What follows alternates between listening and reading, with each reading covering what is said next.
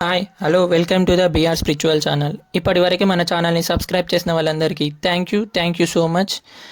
మనం ఇంతకుముందు వీడియోలో ధ్యానం ఎందుకు చేయాలి, ధ్యానం చేయడం ద్వారా లాభాలు ఏమిటి, ధ్యానం ఎలా చేయాలి, ధ్యానంలో శక్తిని తీసుకుంటాం, ఆ శక్తిని ఎలా ఉపయోగించుకోవాలి అనే విషయం గురించి తెలుసుకున్నాం కదా.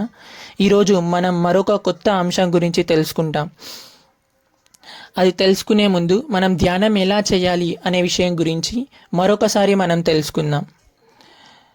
హాయిగా సుఖ స్థిర ఆసనంలో కూర్చొని కళ్ళు రెండు మూసుకొని వేలల్లో వేళ్ళు కలుపుకొని కాళ్ళు రెండు క్రాస్ చేసుకొని ఉచ్ఛ్వాస నిశ్వాసలను గమనిస్తూ శ్వాస మీద ధ్యాస పెట్టి ఆలోచనలను తగ్గించుకుంటూ ఉండడమే ధ్యాన స్థితి. ఈ ధ్యాన స్థితిలో ఉన్నప్పుడు మనకు శక్తి వస్తుంది అనే విషయం గురించి మనం తెలుసుకున్నాం. ఈరోజు మనం తెలుసుకోబోయే అంశం ఏమిటంటే ఎక్కడైనా కూర్చొని ధ్యానం చేయవచ్చా అనే అంశం గురించి మనం ఈరోజు తెలుసుకుందాం. మనం ధ్యానం ఎక్కడైనా కూర్చొని చేయవచ్చు. ఎక్కడ కూర్చొని చేసిన శక్తి అనేది మనకు లభిస్తుంది. ఇంట్లో కూర్చొని చేసిన శక్తి లభిస్తుంది, పిరమిడ్లో కూర్చొని ధ్యానం చేసిన శక్తి లభిస్తుంది, దేవాలయాల దగ్గర కూర్చొని ధ్యానం చేసిన మనకు శక్తి అనేది లభిస్తుంది.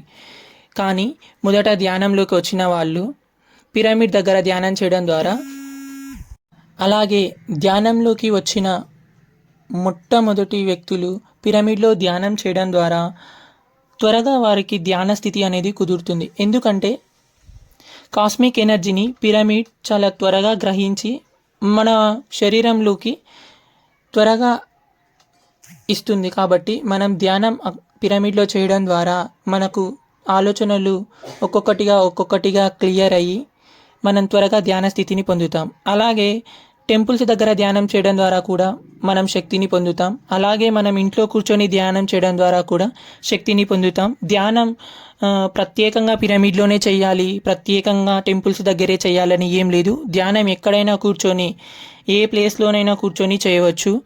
మనం పల్లెటూర్లలో అయితే పొలం దగ్గరికి వెళ్ళి అక్కడ కూడా ధ్యానం చేయవచ్చు. ఎక్కడ కూర్చొని ధ్యానం చేసినా కూడా ధ్యానంలో శక్తి అనేది లభిస్తుంది. మనం ఎక్కడ ధ్యానం చేసినా సరే ఉచ్ఛ్వాస నిశ్వాసాలను గమనిస్తూ ఆలోచన రహితమైన ధ్యాన స్థితిని చేయాలి.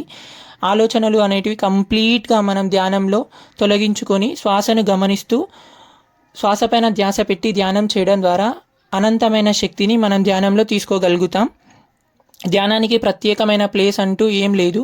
కానీ ధ్యానంలోకి మొదట వచ్చిన వాళ్ళు మాత్రం పిరమిడ్లో ధ్యానం చేయడం ద్వారా త్వరగా ధ్యాన స్థితిని పొందే అవకాశం ఉంటుంది.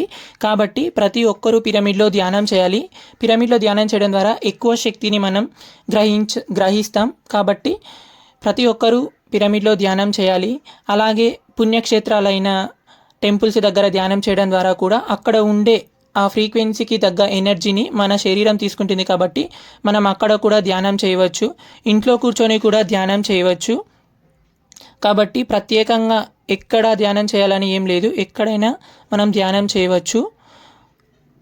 ఇది మనం ఈరోజు తెలుసుకున్న అంశం.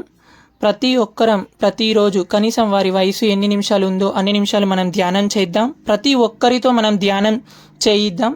Thank you friends. Thank you so much.